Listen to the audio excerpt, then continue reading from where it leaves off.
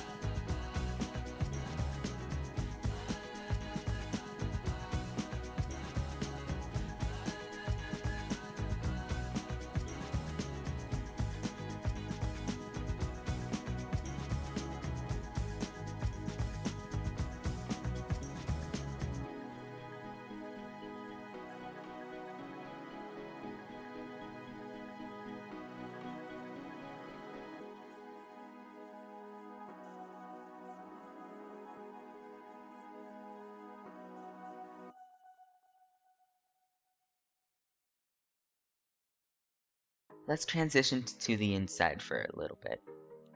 Dig out this pattern in the ground and make sure that you are digging 2 blocks down. When you are done with that, fill in the bottom blocks with honey blocks, and then cover it all up with light gray carpets.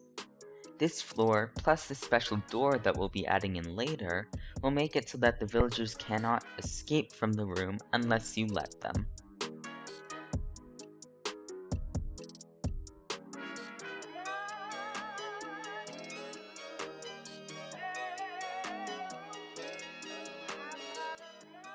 Then you can remove all those leftover blocks and then add in a block of light gray wool in all of the spaces shown.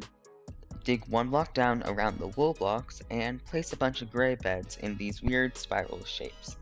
It doesn't matter which way they go or however they face, as long as you think it looks good, then it's good.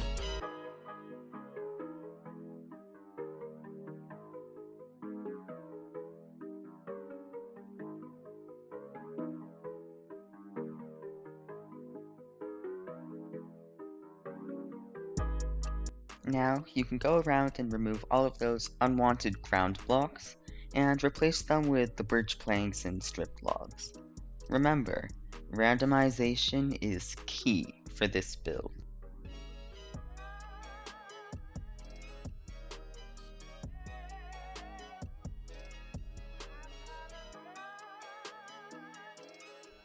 Okay, so you guys are in for a rare treat. Me doing functional redstone is rarer than me surviving an enderman attack. So we'll temporarily replace this honey block and carpet with a wool block and then place a lever on top. Then below the temporary wool block, place a piece of redstone dust and then next to it a sticky piston. On top of the sticky piston, place a wool block. By hitting the lever, you can extend and retract the wool block to to allow things to get out. Lastly, replace the block under the door with a birch plank. Back on the outside, you're going to be adding in the roof. It's going to be super basic so that it doesn't draw the eye away from the detail on the front. So using spruce stairs, just build a simple roof like this. And then in the front and back, add in these oak pillars with the stone wall as a background. Once you get to the top of the middle two pillars, flatten off the roof with a layer of spruce slabs.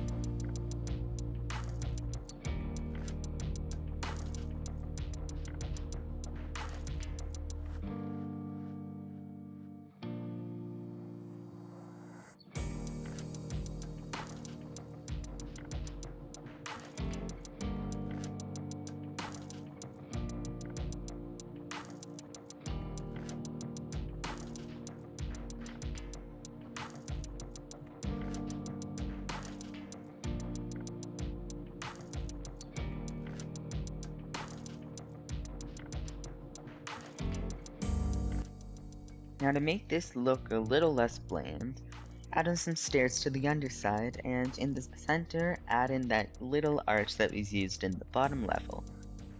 Then add in these two trapdoors on the sides, and then you can start texturing the stone wall with clay, cobblestone, and stone bricks. Add in a window and some leaves in the openings, and some blank spruce signs on the top of the upper pillars, and this side is done. Then go around the entire building and add in all the bunches of leaves, the arches, and the windows in all the places where it would be mirrored on the other side. And make sure to texture it with the randomization so that it has that like asymmetrical symmetry type feeling, or false symmetry. I don't know what the term is. Someone correct me, please.